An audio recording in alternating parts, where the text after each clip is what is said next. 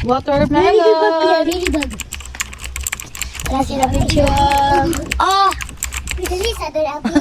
Favorite ni Lucas ang watermelon. Ladybug? Look at ladybug! Hello mga ka-LK, mga B.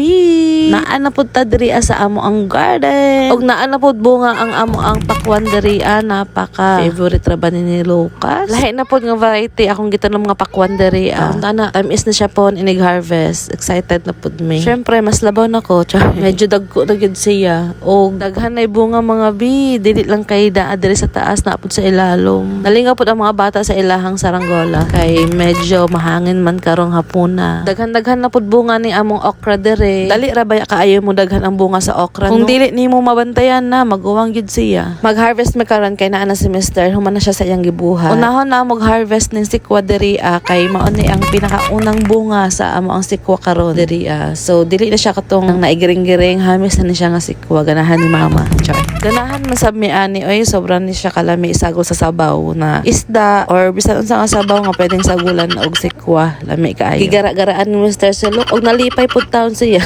Malipay gyud ni sila basta alang daddy na ay i-joke sa ilaha. Malingaw kayo mga bata basta mag-istorya-istorya mi uban sa ilahang amahan. Naabtan namin diri og hapon sa pagpang-harvest padung nangit-ngit gyud. Kay daghan pa may gipang buhat ay mi nag-harvest diri. Wala si Kelly nagsunod-sunod diri kay nang luod na pod. Sobra kaluuran liwat ni Mr.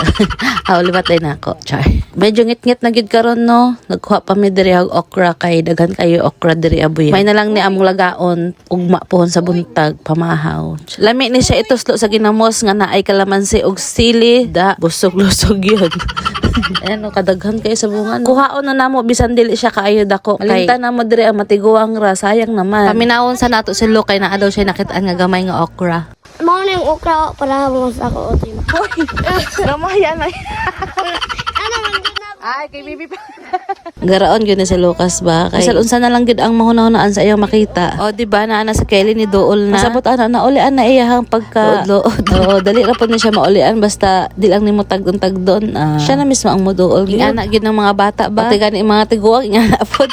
Bitaw ganahan ko diri sa buntag og sa hapon magtambay-tambay. Labi na diri sa hapon kay ani ang view, di ba? Gwapa kaayo. Daghan-daghan gyud ay bunga ang okra kay daghan naman ko gipanulti diri pero sa Mr. wala paghapon na human og harvest okra. Panguha na namo ning mga gagmay nga okra kay basi matiguang lagi. May na lang ni kay lami man pud ni siya lagaon humo kaayo di ba? Og nahuman ra gyud og kuha si Mr. sa mga okra. Kuha na pud namo ning pipino diri ang naay bunga. Bisan na ingon ani ang itsura sa atong pipino diri pero gahatag gyapon siya og kanang bunga. Ang uban nga katong isa sa pikas, gwapo pa siya og kanang bunga. Ang diri sa daan medyo ko